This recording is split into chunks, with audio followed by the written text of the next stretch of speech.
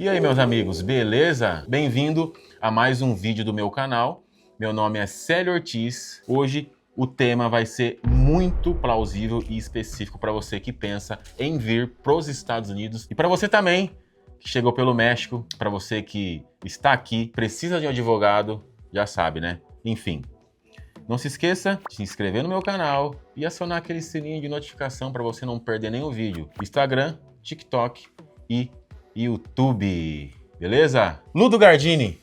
Célio Ortiz, como que você tá? Tudo bem, graças a Deus. Ludo, eu recebo uma enxurrada de mensagens de pessoas assim, Célio, cheguei pelo México, Célio, preciso de um advogado, enfim. Como funciona hoje, Ludo, a questão do pedido de asilo? Célio, você veio na pessoa certa. Se tem alguma coisa que a gente sabe aqui é asilo. O pedido de asilo ele tem que ser baseado em alguma perseguição que a pessoa sofreu no Brasil para que tenha uma chance maior de ser ganho. Muitos brasileiros pedem asilo por uma vida melhor. Isso não vai ser o suficiente para ganhar na Corte de Imigração. Acidente de trânsito, enfim, briga de rua. Isso não é base de asilo. Ser assaltado no carro porque está com um relógio bom, porque está dirigindo um carro bom também não é base de asilo.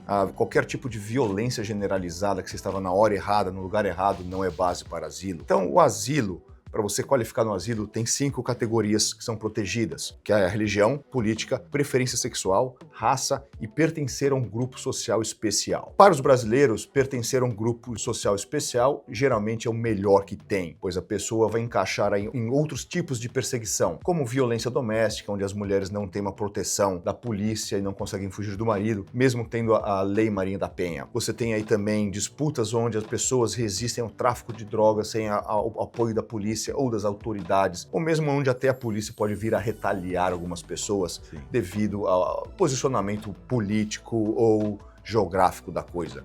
Então isso é muito importante. De qualquer forma, todas as pessoas que estão cruzando a fronteira aqui deveriam entrar com um pedido de asilo, pois o pedido de asilo vai dar 2 vantagens para essas pessoas.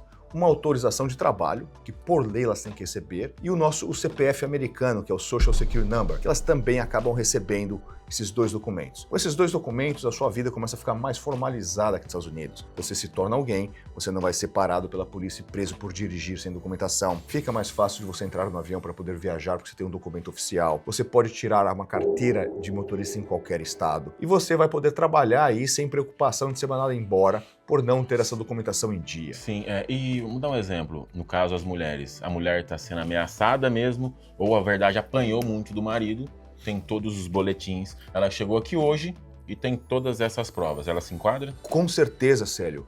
Aqui, com a graça de Deus, a gente sempre consegue representar mulheres que foram abusadas, tanto pelos maridos como pessoas. A gente teve um caso muito interessante, onde era uma família, uma mãe com 3 filhas, coisa mais triste do mundo. E uma das filhas, um traficante gostava dela e ficava em cima enchendo, ao ponto de estar sempre na casa, e ela sai, e ameaçaram, botou arma na cabeça de todo mundo. E chegou uma época que esse traficante entrou lá para fugir de outros traficantes, aí os outros traficantes entraram, saiu tiroteio para todo lado. Ela acabou cruzando a fronteira para fugir dessa situação. O testemunho dela, Célio, foi tão poderoso, foi tão assim de arrepiar, que a promotoria falou assim, dá o asilo, não temos muito o que perguntar. E foi concedido o asilo para essa família. Forte, então, tem um álibi muito forte. Exato. Né? Então, quando você tem essa situação nesse tipo, fica mais fácil. Mas você também consegue asilos para as pessoas que são casadas e acabam sendo vítimas de violência. Eu sei que no Brasil tem a Lei Maria da Penha, né? Sim, mas muitas vezes a gente, como diz no Brasil, é lei para inglês ver. Existem as leis que não são aplicadas. Então, se a mulher está sendo abusada, tanto psicologicamente ou fisicamente por um marido, e ela conseguir fugir para os Estados Unidos, ela tem a possibilidade de pedir o asilo baseado nessa violência doméstica que vem sofrendo ao longo dos tempos. Lógico, o quanto mais documentado ficar, mais fácil fica de ganhar o caso. É quanto tempo, assim, que geralmente estima que vai durar um pedido de asilo? Sério, eu não sei te dizer isso, porque a Corte de Imigração ela é vinculada ao presidente. Então, toda vez que troca o presidente, troca tudo dentro da imigração. Eu lembro que alguns anos atrás, houve uma determinação que todos os casos de asilo deveriam ser resolvidos em 11 meses. Aí houve muita gente cruzando a fronteira. A própria Corte de Imigração não tinha mais espaço nos calendários para fazer 11 meses. Então começou a aumentar, 12, 13, 14, 18, 24. Agora a gente está numa média aí de 2 anos, 24 meses. Já não existe mais essa determinação, porque a própria imigração viu que era impossível. Então, muitas vezes, eles tentam implementar alguma coisa na teoria e aplicar na prática e não funciona ao longo do prazo. Sim. Então, é difícil dizer de quanto tempo leva. Sim. Então não adianta, você vê, eu recebo muitas perguntas, Célio, poxa, me envolvi numa briga aqui, apanhei, nossa, porque a molecada sabe como que é, né, no Brasil. Exato. Se envolve numa briga e realmente tem que ser algo sério e documentado, com provas, enfim, igual você falou. Isso seria ideal, desculpa interromper, Célio, mas a pessoa consegue o asilo baseado no testemunho, sem muita evidência. Consegue? Consegue. Mas aí ela vai, entenda, vai ser um caso difícil e disputado, onde ela vai ter que responder várias perguntas da promotoria. Então, quando o caso é de verdade, ela consegue fazer as respostas. Sim. Ela tem os detalhes. Sim. Então você tem um detalhe, o meu marido me bateu. Isso é vago. Sim, mas claro. quando você entra em detalhe do que foi feito, quando foi feito, as datas, do tipo de... Tem vários boletins de ocorrência na delegacia, tudo em papel, Exato. Muito mais... Mesmo que não tenha um boletim de ocorrência, porque seu marido fala, se for na polícia eu te mato, melhor não vai na polícia. Mas ela consegue, através, descrever como era a ameaça, como era, vamos dizer, esse maltrato, aí ela consegue, baseado somente no testemunho. Então isso também é possível, sério. O que também é importante no asilo é que você tem que caracterizar um desses 5 categorias. Provar uma perseguição no passado, provavelmente uma perseguição, se a pessoa for deportada, ela vai ser perseguida de novo, e realmente, se possível, que houve uma violência no passado para poder aumentar. Enfim, ela tem que provar que ela corre risco no Brasil, que ela não pode mais voltar para o Brasil. Ótimo, exatamente. Exatamente isso. Exatamente. Tá. O asilo também é considerado, para as pessoas entenderem, quando você é ameaçado por defender um ponto de vista, entendeu? Então, por exemplo, estava dirigindo meu carro importado e fui assaltado e me levaram tudo. É base de asilo? Não. Você está no lugar errado, na hora errada, com as coisas erradas. Sim. Ou está tudo certo, mas foi assaltado.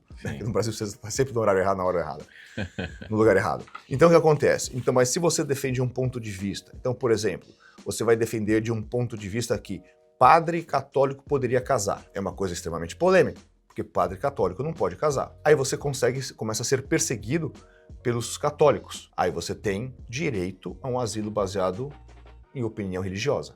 Sim, sim. Então, esse tipo de coisa, quando você defende um ponto de vista e você é ameaçado por esse ponto de vista, isso geralmente é base de asilo.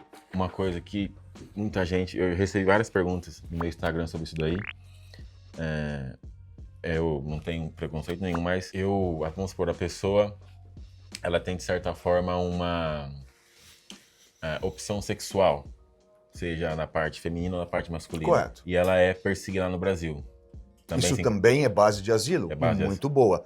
Exato. Que é uma das categorias protegidas, a orientação sexual da pessoa. Então, se a pessoa gosta do mesmo sexo, ela vai e foi perseguida por causa disso, ela vai receber o asilo. E no nosso escritório já ganhamos muitos casos assim. Então, a pessoa vem lá de um lugar mais remoto, mais tradicional no Brasil, onde a mentalidade é um pouco mais fechada, ela sofreu esse certo de perseguição, entendeu? Porque a família não aceita, os amigos não aceitam, e já tomam uns tabef lá, aí a pessoa acaba fugindo para os Estados Unidos, ela vai receber o asilo baseado nisso. Ok, perfeito. Uma outra questão que muita gente me pergunta é assim, eu tenho um público meio jovem que me acompanha, perguntam assim, Célio, eu tenho menos de 21, tá? Tenho menos de 21.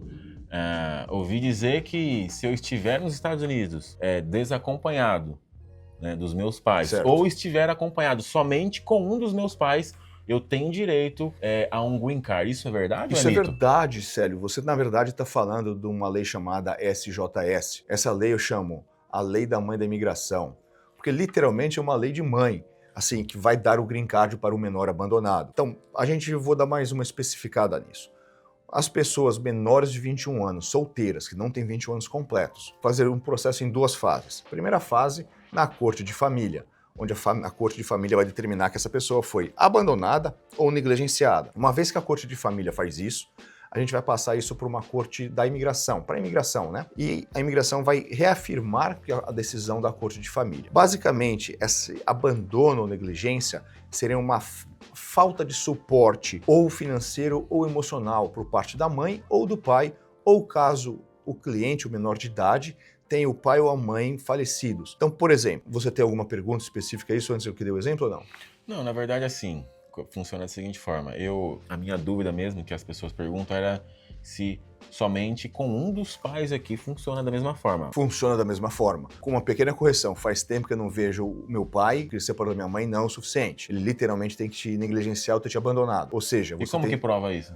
Eu provo através da carta do menor de idade. Ok, Tentei ligar para o meu pai, ele não me atende, não veio no meu aniversário, não sabe o que eu estou fazendo, nunca ligou, não passa o Natal comigo, não faz questão de me ver. Já tentei entrar em contato, não quis. Então, literalmente foi abandonado, entendeu? Pelo pai, que saiu de casa talvez com uma outra família e não tem mais interesse nesse filho. Então isso acontece, infelizmente, e é provado através disso. Acaba sendo mais forte se o menor estiver aqui literalmente sozinho? Célio, não tem necessidade do menor estar aqui sozinho. Mas se ele esteja, acaba sendo mais fácil o caso ou não? Não. Não muda? Porque tem muitos casos que a gente faz aqui, Célio, com pessoas que têm aí de 4 a 12 anos, que tá com a mãe. O pai ficou no Brasil ou mesmo estando aqui abandonou a família, não quer saber e achou, vamos dizer assim, uma outra pessoa que se apaixonou, vai montar uma família nova e esquece da família antiga. Então não paga alimentos, não paga o child support que a gente chama aqui, não quer saber, não vai no aniversário, não aparece, não atende, literalmente desapareceu. Então a pessoa, mesmo que esteja nos Estados Unidos, o pai, a mãe, esse filho menor de idade, 4 a 12 anos, que seja, estou dando só um exemplo, vai conseguir o green card para o filho. Não, bacana. Não, muito interessante, Ludo. Muito interessante mesmo. Mas basicamente é isso. Nós só continuar então. A grande problemática do SJS agora no momento, Célio, é o seguinte. Existe uma limitação numérica, ou seja, existe um número limitado de vistos que são concedidos por ano. Existe pelo menos 3 vezes mais pessoas aplicando. Então isso criou uma fila de espera. Então o processo de SJS no momento, do momento que você aplica até o momento que você recebe um green card, são mais ou menos 4 anos de espera. Nesses 4 anos você vai ter sua autorização de trabalho e você vai ter seu Social Security Number, que seria o CPF americano. Tendo dito isso, você consegue ajustar toda a sua vida aqui dentro. Outra coisa que eu peço para você que está assistindo esse vídeo, não espera chegar 6 meses dos seus 21 anos para correr atrás de um advogado. E, gente, às vezes não dá tempo. E lembrando que alguns estados, a Corte de Família considera a minoridade de 18 anos e não 21 anos. Aqui em Massachusetts, nós somos privilegiados, porque a Corte considera 21 anos a minoridade, que eles seguem a orientação da imigração. Sim. Massachusetts, eu acredito que é um estado abençoado também, que eu até chamo os juízes de imigração aqui os anjos da resistência, porque são juízes com coração que realmente ajudam aí a comunidade imigrante. São um pouco mais, vamos dizer assim, imparciais e não somente deporta, deporta, deporta. Então é um privilégio poder exercer imigração aqui em Massachusetts. Não, perfeito. Muito obrigado, Sérgio. Muito obrigado, viu?